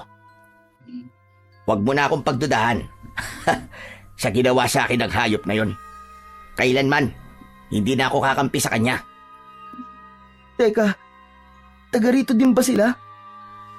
Walang taga rito, Daniel. Matagal nang abandonado ang lugar na to. Lumipat lang ang grupo namin dito matapos makausap ni Kap Marcelo ang tatay mo. Ano? Sa simula pa lang ay pinagplanuhan na namin kayo dahil ang dugo nyo ang tatapos sa ritual na ginagawa namin. Dugo? Eh ano namang mapapala niyo sa dugo namin? Espesyal ang inyong dugo. Espesyal? Tay, ano po ba sinasabi niya? Anak, hindi ko pa nasasabi sa'yo. Pero ang dugo kasi natin ay mula sa angka ng mga antingero. Kapag ininom nila yon, magkakaroon sila ng kakaibang lakas at kapangyarihan. At hindi namin hahayaang mangyari yon. Matagal na namin plano na pabagsakin ang hayop na Marcelo na yon. Matagal na kami naghihintay ng oras. At ngayong gabi na yon. Bigla kong naalala ang kwintas na ibinigay sa akin ni tatay. Hinugot ko yun sa loob ng aking damit. Antingero pala tayo, tay. Pero bakit ganun? Wala namang bisa itong binigay niyong medalyon sa akin. Muntik na po akong mapatay ni Kapitan Marcelo. Sandaling natahimik ang lahat. Pero maya-maya pa ay biglang lumapit si Mang Jose at maingat na tinignan ang kwintas na hawak ko. Hindi yan nawala ng bisa, Daniel. Natutulog lang ang kapangyarihan yan. Matagal na kasi hindi napapakain ang dasal. Pwede ko bang mahiram? Medyo nagduda pa ako nun, pero binigay ko din ang medalyon nang makita kong tumango si tatay. Nang hawakan niya yon, bigla siyang nagulat. Muntik pa niyang mabitiwan ang medalyon. Sabi ko na nga ba, tama ako. May tangan kang isang malakas na agimat. Kaya nung unang nagdikit ang ating mga balat ay nakuryente ako. Hindi ako nagkamali na sundan kayo dito. Ikaw ang makakatulog sa amin para tapusin si Kapitan Marcelo.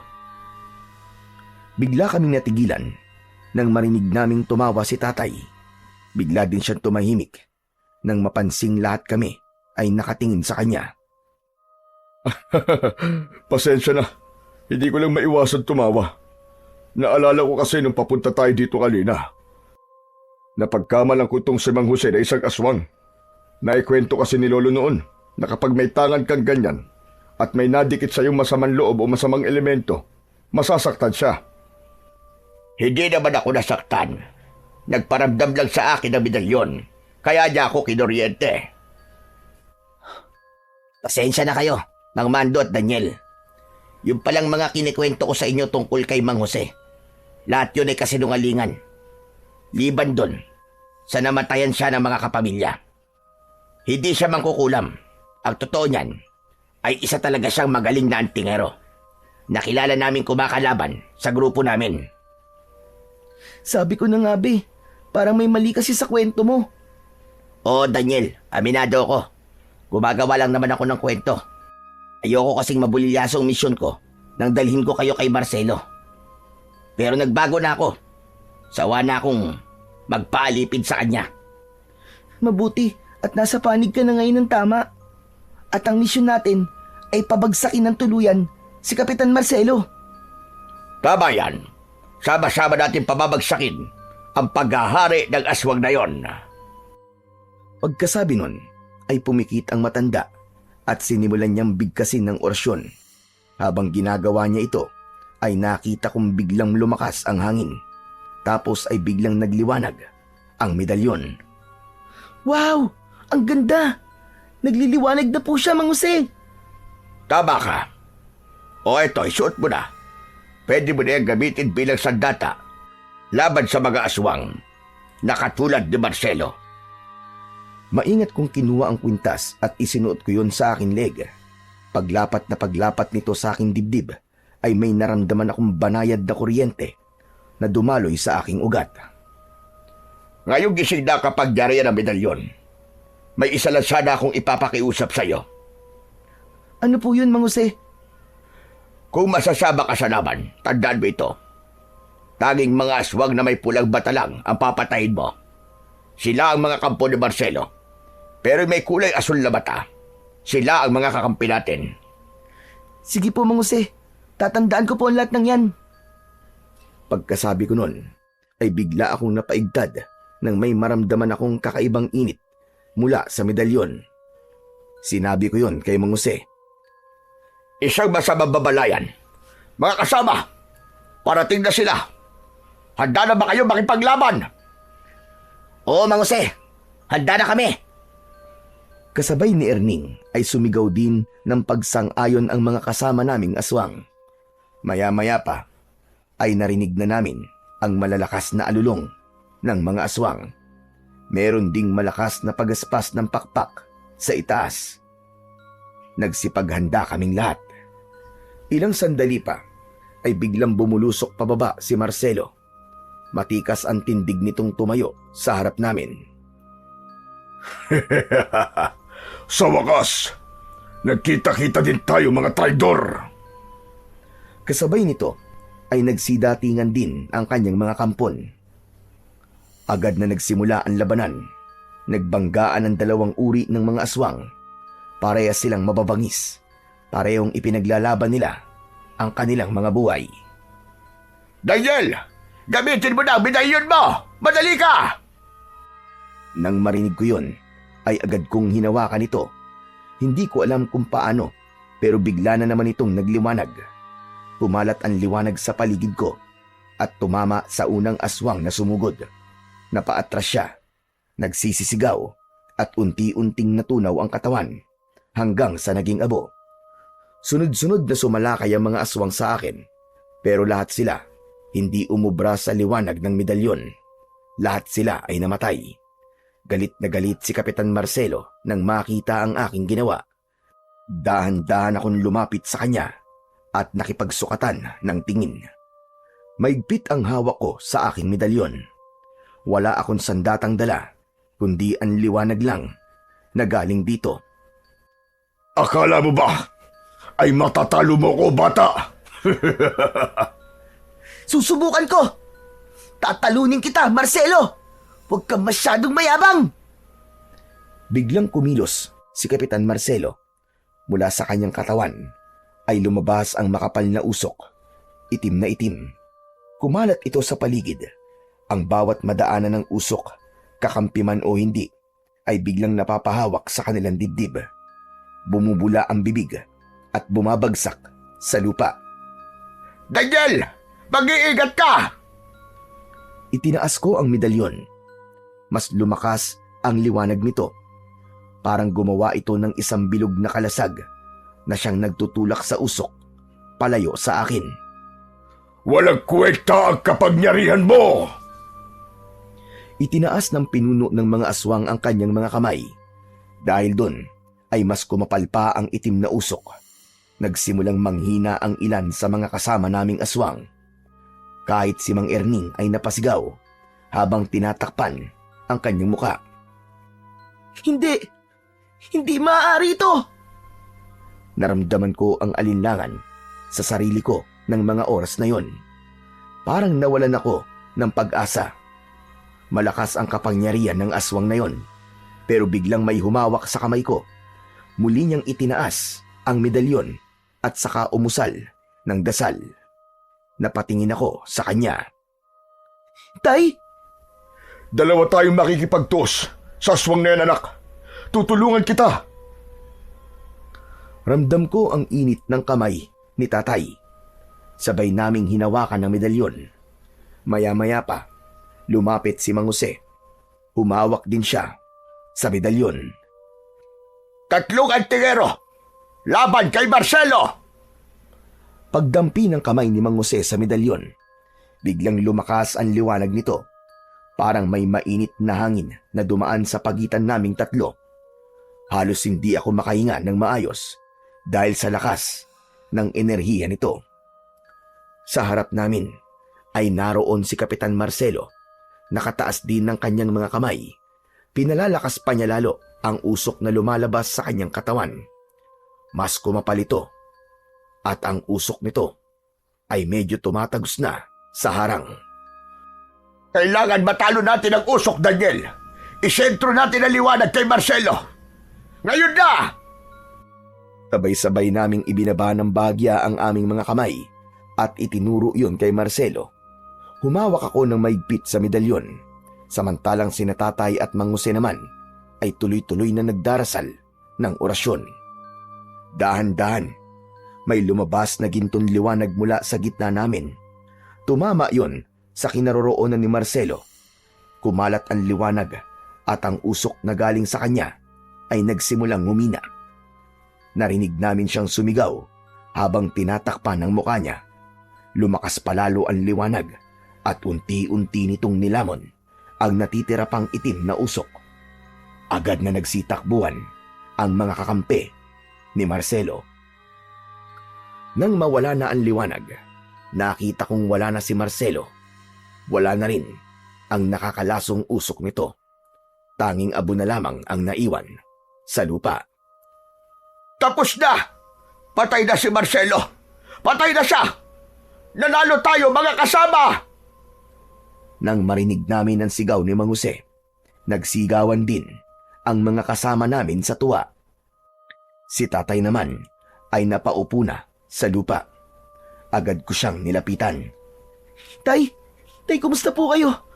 Ayos lang po ba kayo? Ayos lang ako, anak. Pagod lang ako. Pero masaya ako, anak. Sa wakas, makakauwi na rin tayo. Umupo ako sa tabi niya. Pareho kaming tahimik. Pareho ding hinahabol ang hininga. Ilang sandali pa, lumapit si Mang Jose sa amin. Tapos na ang misyon namin. Salamat sa inyo. Wala kang dapat ay pagpasalamat sa amin, Mang Jose. Dahil kung wala ka, baka hindi namin kinaya ito. Mukhang talagang nakatadhana na magkikita-kita tayo dahil tayong tatlo pala ang makakagapi sa hayop na Marcelo na yon. Tapos na po talaga, no? Wala na pong mga aswang? Oo, Daniel. Makakauwi na kayo ng tatay mo. Pero paano po? Sira po yung sasakyan namin. Daniel, ano kasi, ang totoo niyan, ako sumira ng sasakyan nyo eh. Pero, kaya ko namang ayusin yon. Akong bahala. Ano? Ikaw ang sumira ng sasakyan namin? Pambihira naman yan, oo. Napakamot siya sa ulo. Parang batang nahuli sa kalokohan. Napangiti na lang si Tatay at nag-aya ng pumunta sa baryo. Lumabas na kami ng gubat. Pagdating sa baryo, agad na inayos ni Mang Erning ang sasakyan. Hindi nagtagal, umaandar na yon. Aba, ayos ah. Magaling ka palang mekaniko. Opo, dati po ako nagtatrabaho bilang mekaniko doon sa bayan. Bago ako naging kampo ni Marcelo. Siya nga pala, sandali lang ho. May kukunin lang po ako saglit. Umalis si Erning. Pumasok ito sa bahay na tinuluyan ni Kapitan. Paglabas niya ay may dala na itong isang malaking bag. Ibinigay niya ito sa amin. Teka. Para saan to? Sa inyo na po yan. Hindi po namin niya magagamit dito eh. Agad na binuksan ni Tatay ang bag at nakita naming maraming pera ang laman nun. Agad na ibinalik ni Tatay ang bag kay Mang Erning, pero tumanggi na itong kunin ang bag. Maging si Mang Jose ay sinabing sa amin na lamang ang pera. Naku, salamat. Maraming salamat sa inyo. Napakalaking biyaya nito. Matapos yun, ay nagpaalam na kaming dalawa. Pinaandar na ni tatay ang truck. Habang umaandar, tanaw ko sila. Kumakaway sila sa amin. Tay, mabuti na lang po at nakaligtas tayo. Oo nga anak eh. Ngayon, pwede na tayong magsimula ulit. Ngumiti kaming pareho. Tapos na ang bangungot. At kung meron man akong dapat na ipagpasalamat, yun ay ang kaligtasan namin ni tatay. Pagdating namin sa aming baryo, wala kaming inaksayang panahon. Agad kaming naligo at nagbihis. Pumunta kami sa simbahan. Tahimik kaming nagdasal at ipinagpasalamat sa Panginoong Diyos ang aming pangalawang buhay. Paglabas namin ng simbahan, hinawakan ni tatay ang aking balikat. Anak, hindi lahat ay nabibigyan ng pangalawang pagkakataon. Kaya mula ngayon, pahalagahan natin ang buhay na to. Opo, Tay. Sadyang mabuti po ang Panginoon sa atin. Naniniwala po ako na ang liwanag na nanggagaling sa medalyon ay galing po sa Kanya. Dahil ang liwanag po na galing sa Panginoon, yun lang po ang kayang-kayang tumalo sa kadiliman. Ngumiti si tatay at tumango. Tama ka dyan, anak.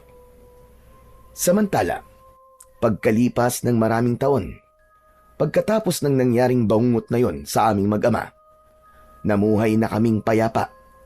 Ang perang nakuha namin sa Baryo Santo Cristo, ang kalahati nun ay idinonate namin sa simbahan. Ang kalahati naman ay siyang ginamit ni tatay na panimula ng negosyo na may kinalaman pa rin sa babuyan at agrikultura. Nagtayo siya ng tindahan at nagbibenta kami ng mga feeds at gamit sa pagsasaka. Tumutulong din kami sa mga magsasakang walang puhunan. Minsan, naiisip ko, baka ito na talaga ang dahilan kung bakit binigyan kami ng pangalawang pagkakataon at kung bakit nangyari yun. Ito ay upang makatulong kami sa iba. Si tatay ay matanda na pero malakas pa. Kasama pa rin namin siya sa bahay naming mag-asawa. Minsan, kapag nasa tindahan ako, siya ang nag-aalaga sa mga apo niya. Yung medalyon, hindi ko na siya ginagamit ngayon at hindi ko na rin sinusuot, pero nakasabit pa rin yon sa altar. At sa tuwing sasapit ang 6:00 ng gabi, hindi namin siya kinakalimutan ni tatay. Pinapakain pa rin namin siya ng orasyon para manatili itong buhay at magamit kung talagang kailangan. Kung sakaling bumalik at maggasik muli ng lagim ang mga kampon ng kadiliman.